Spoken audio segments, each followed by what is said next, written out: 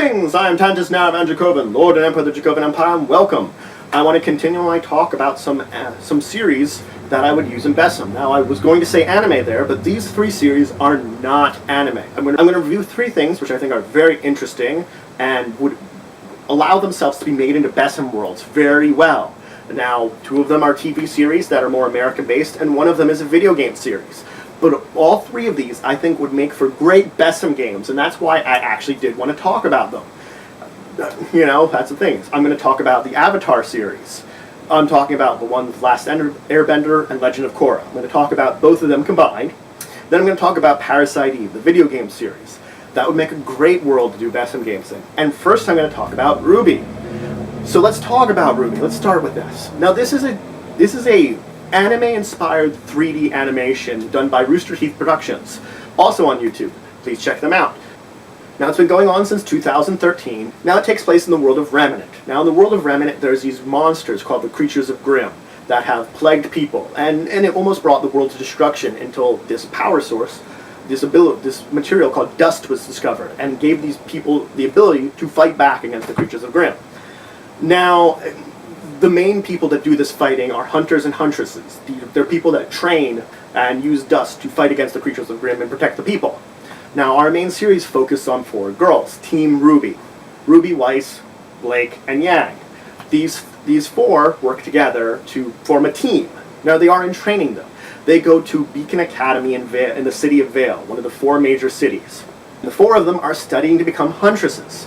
So the entire series takes place focusing around them and their adventures, and they're dealing with some of the things that are going on. And the series is on its third season, is complete, and they're going to have their fourth season this year. They do also have a Super Deformed spin-off. If you don't know about that, is certain animes and certain more popular ones sometimes have comedy series with super deformed, chibi versions of their characters, small versions of characters. They're doing one for this too. It's a comedy, but it brings in some of the comedic elements that are already in the series. So that's what I'm going to talk about, the four words I want to talk about. For one thing, it is a comedy. The comedy, it wouldn't be the first one I actually use here, but since I mentioned it, I did want to talk about it. It does have these comedic overtones that they'll do some very silly things to lighten the mood, because sometimes they do with heavy stuff going on. Now granted, it's not all the time, but it's supposed to balance out the emotions you're having a lot of time. Now the main word I would say, this is science fantasy. It's this sort of like fantasy setting with science fiction overtones. Their weapons and equipment, their vehicles, they all have this science fiction feel, but the world has this very fantasy feel, like this fairy tale feel to it. So it makes this, of course, science fantasy, which is a very rare thing to see a lot of, any of. It does occur, but it's not a normal one that we see a lot of in general culture. And the last one, of course, is an action adventure. It has a lot of action to it, a lot of battles, combat. They're fighting Creatures of Grimm. They might be sparring with each other, but it also has this kind of adventurous feel that, like, every season seems to have this kind of overarching, all of the seasons have this overarching plot, but each one has these little like side stories that they resolve throughout the season that kind of makes it seem almost adventurous, very much so. Now next I want to talk about Parasite Eve. Now Parasite Eve is a video game series. Now the first one was released in 1998, second in 99, the last one in 2010. They haven't made any more after that. I would love for them to make it. We'll see if that happens. Now going by the first game, it was a survival horror action RPG. That's a mouthful, but it really describes it very well. Now each game in the series did alter the battle system and kind of manipulated the way things worked a little bit. Having played all of them, I do say each one of them has its strengths and weaknesses, and I do think like combining the systems would probably be best if they were going to do another one, taking elements from all of them. But anyway. So the series centers around R.W.B.Y. In the first game, she's a New York police detective.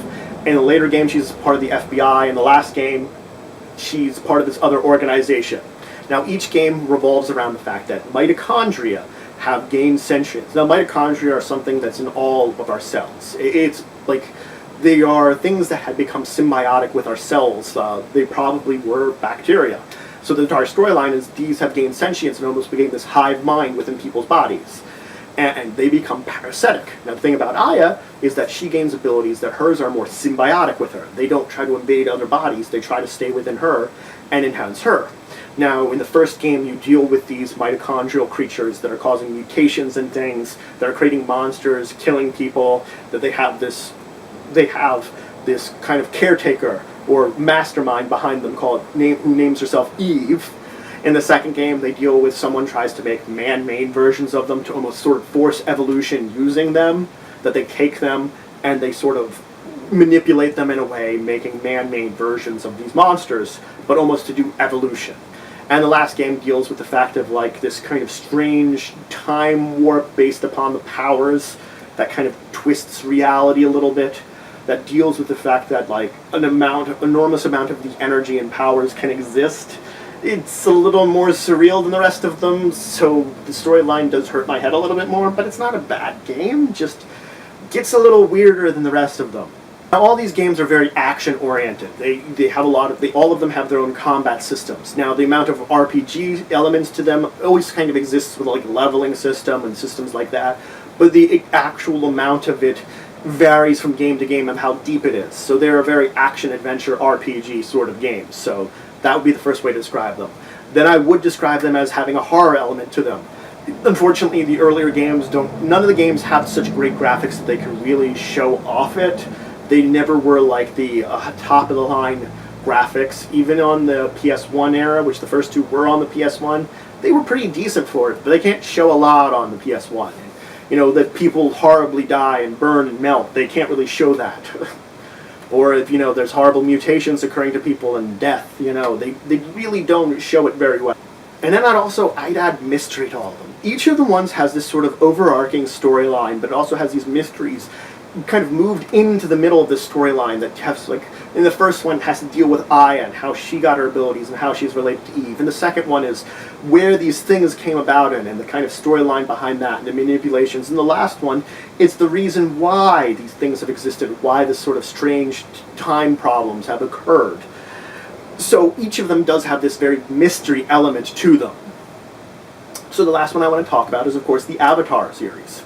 Now, the Avatar series takes place in a world where there are 4 kingdoms. Now, each of the 4 kingdoms is named after an element, because there are people in those kingdoms that can manipulate the element.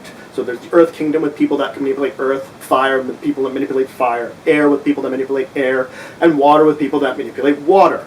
Now, there is one person that can manipulate all 4 elements at once, the Avatar, which is only one Avatar ever at a time. When an Avatar dies, another one's supposed to be reborn.